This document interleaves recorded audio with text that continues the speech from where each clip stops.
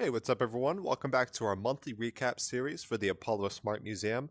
In this series, we break down the full month, talking about top 5 pieces of the month, archive growth statistics, follower growth, and everything in between. So, in this episode, we're going to be taking a look at the full month of April and see what we can learn. So, let's jump right into it. All right, so starting off here, we're going to talk about the top 5 pieces of the month, and these are actually organized by likes. So these were the top pieces of the month that got the most likes. So looking at the first piece in our number 1 spot is going to be The Pack Survives by Alex Hovey. Really interesting piece, also a digital illustration, a very detailed one at that. Coming in at number 2 is going to be Cyberpunk by Douglas Murakami. And this piece was also a digital illustration. All right, I hope I said that. Yeah, this one was a digital illustration. This one is also a digital illustration. A really cool cyberpunk piece. A lot of cool tones, that blue and purple. Really striking form as well. Coming in at number 3, our number 3 spot is going to be the Untitled work by Sasha Mio. Really kind of like a body portraiture here. Had some influences of glitch art. We also talked about the Divine Feminine. Coming in at our number 4 spot. Let's see if it wants to hook on. There we go. Number 4 spot is going to be the SGV series by Robert Sunderland. This is actually a generative art piece, and it was a really interesting one. We talked about geometric form, talked about texture, graphite, everything in between. And then coming in at number 5, we have Millennium coming from Will Toulan. And this piece was really, really interesting. He's kind of repurposing animal skulls into these science fiction type of scenes. He has a lot of different variations of this type of aesthetic if you guys want to go check that out. So that was our top 5 pieces of the month. Next, we're going to be taking a look at our top 4 pieces. This is going to be by artist ranking.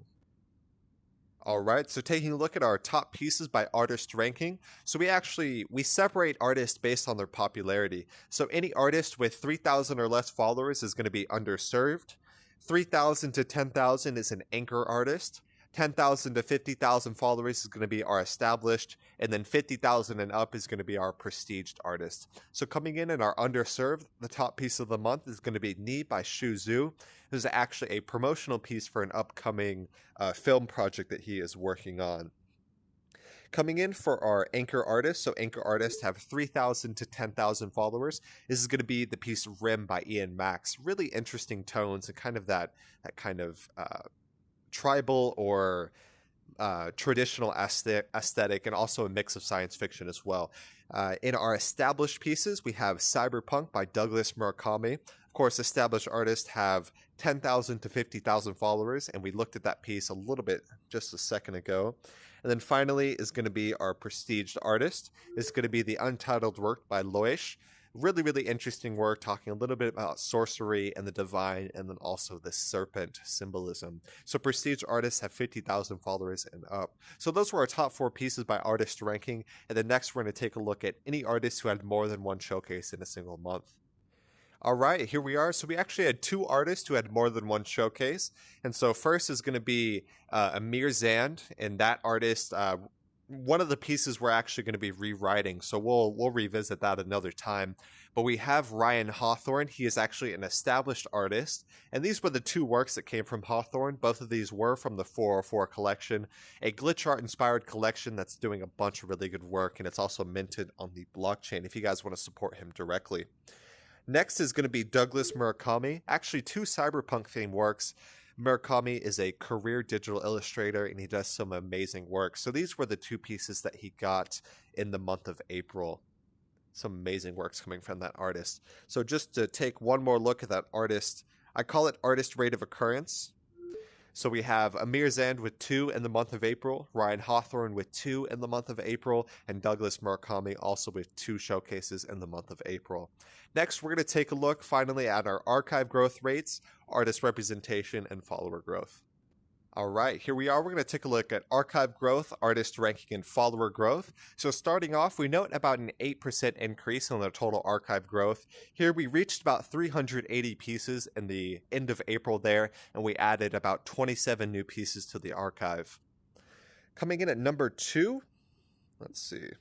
Second, we're going to be looking at the artist ranking rates. So these are what percentage of the month was what percentage of artist representation. So 22% of the artists showcased in April had 3,000 or less followers, and then we see 3.7, a really small amount for the anchor, and established took up a large majority. About 52% had 10,000 to 50,000 followers, and then 22% of the artists that we showcased had 50,000 followers or up.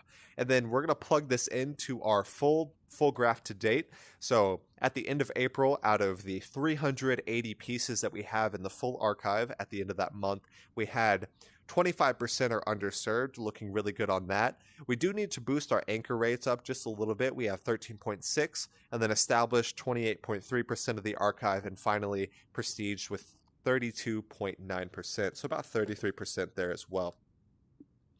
Finally, we're going to take a look at our follower growth for the month of April, and we actually note almost about 500 new members to the community. So welcome to everyone who just joined Apollo. We're really happy to have you guys. April was an incredible month for the growth of our community. So you see kind of like a steady and even at the end, a steep increase in the follower growth.